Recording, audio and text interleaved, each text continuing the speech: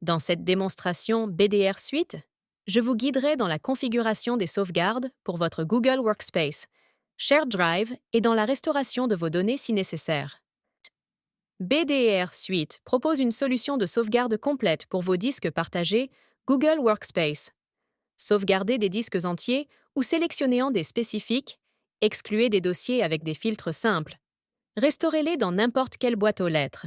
Téléchargez des fichiers individuels et bien plus encore.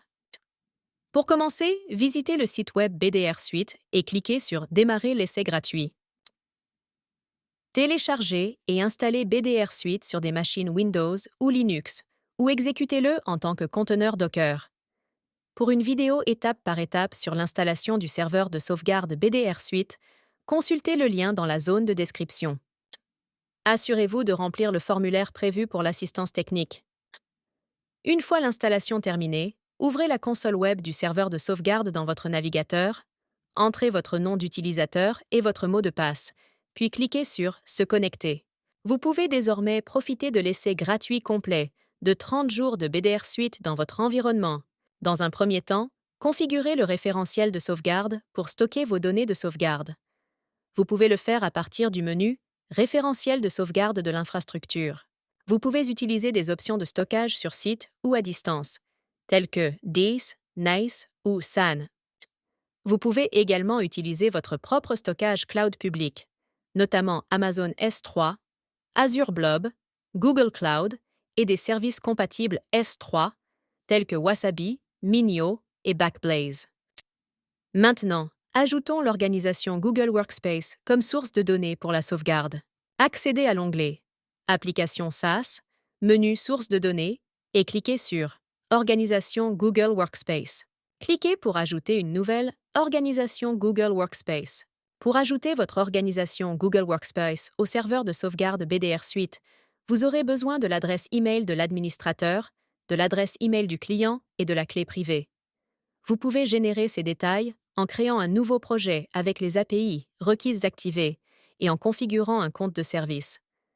Pour une vidéo étape par étape sur l'ajout d'une organisation Google Workspace, cliquez sur le lien dans la zone de description. Une fois les étapes d'ajout de votre organisation Google Workspace terminées, elle sera répertoriée avec succès comme source de données pour la sauvegarde. Vous pouvez désormais configurer des sauvegardes pour votre organisation Google Workspace. Accédez au menu Sauvegarde. Configurez la sauvegarde. Google Workspace. Vous verrez les options de sauvegarde pour la boîte aux lettres, utilisateur et le lecteur partagé. Consultez le lien dans la description pour une vidéo explicative sur la sauvegarde de la boîte aux lettres utilisateur. Dans cette démonstration, je vous expliquerai comment sauvegarder et récupérer le lecteur partagé. Maintenant, spécifiez un nom pour la sauvegarde. Sélectionnez le référentiel de sauvegarde et cliquez sur Suivant pour continuer. Sélectionnez l'organisation Google Workspace pour la sauvegarde. Vous pouvez sélectionner tous les lecteurs partagés ou choisissez un des spécifiques en saisissant leur nom dans la zone de recherche. Dans cette vidéo, j'ai configuré une sauvegarde pour un lecteur partagé spécifique. Vous pouvez exclure certains dossiers du lecteur partagé et filtrer des fichiers spécifiques à inclure ou à exclure de la sauvegarde. BDR Suite propose des options de planification de sauvegarde flexibles. Sélectionnez la fréquence de sauvegarde pour les sauvegardes incrémentielles. Pour cette démonstration, j'ai configuré des sauvegardes quotidiennes à 21 heures. La sauvegarde initiale est complète. À partir de là, elle est incrémentielle. J'ai également choisi les valeurs par défaut pour les paramètres de sauvegarde avancés. Par défaut, la compression est activée, ce qui vous permet d'économiser de l'espace de stockage. Cliquez sur Suivant pour continuer. La conservation des lecteurs partagés est désactivée par défaut, donc tous les points de restauration seront conservés. Cliquez sur Suivant pour continuer. Enfin, vérifiez la configuration de votre tâche de sauvegarde. Si vous souhaitez exécuter la tâche de sauvegarde immédiatement après la configuration, vous pouvez cocher la case et cliquer sur « Enregistrer ». Cliquez à nouveau sur « Enregistrer » dans la boîte de dialogue de confirmation, puis vous serez redirigé vers la page de la liste des tâches. Cliquez ici sur l'icône « En cours » et consultez l'état de progression de la sauvegarde. Une fois la sauvegarde terminée, vous pouvez la modifier, vérifier son état, afficher des rapports et gérer vos tâches de sauvegarde à partir d'ici. Cliquez sur l'icône de rapport pour afficher le rapport au niveau des tâches de sauvegarde. Ensuite, voyons comment récupérer les éléments des lecteurs partagés à partir d'une sauvegarde.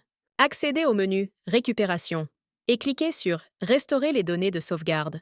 Cliquez sur Restaurer pour lancer le processus de restauration. Maintenant, choisissez Restaurer le lecteur partagé pour récupérer les emails, les événements du calendrier, les contacts et les éléments Google Drive individuellement. Sélectionnez Plage de temps pour afficher les points de restauration disponibles. J'ai choisi Réussite récente, qui affiche le point de restauration de la dernière sauvegarde réussie. Sélectionnez le son Point de restauration que vous souhaitez restaurer. Une fois terminé, cliquez sur Suivant pour continuer. Ensuite, choisissez un lecteur partagé à restaurer. À partir de la liste des lecteurs partagés que vous avez sauvegardés, vous pouvez soit les restaurer sous forme de dossier ou sélectionner des fichiers spécifiques à restaurer. Vous pouvez télécharger des fichiers directement en cliquant sur le bouton de téléchargement. Si vous sélectionnez plusieurs fichiers, ils seront téléchargés sous forme de fichiers zip. De plus, vous pouvez choisir de les restaurer sur le même lecteur partagé ou sur un autre lecteur partagé. Dans cette vidéo, j'ai choisi de restaurer les fichiers spécifiques sur le même lecteur partagé. Vérifiez toutes les configurations de récupération, puis cliquez sur Restaurer pour continuer. Cliquez sur OK Continuer pour démarrer le processus de restauration. Vous serez redirigé vers la page de restauration des données de sauvegarde. Vous pouvez cliquer sur l'icône de progression pour vérifier l'état et afficher la progression de la restauration. Une fois la restauration terminée, cliquez sur l'icône de rapport pour vérifier le rapport de restauration. Vous pouvez accéder à la boîte aux lettres cibles pour trouver les emails restaurés. Il est désormais temps de l'essayer. Visitez notre site web pour démarrer votre essai gratuit de 30 jours. Et si vous avez besoin d'aide, contactez le support BDR Suite. Merci d'avoir regardé.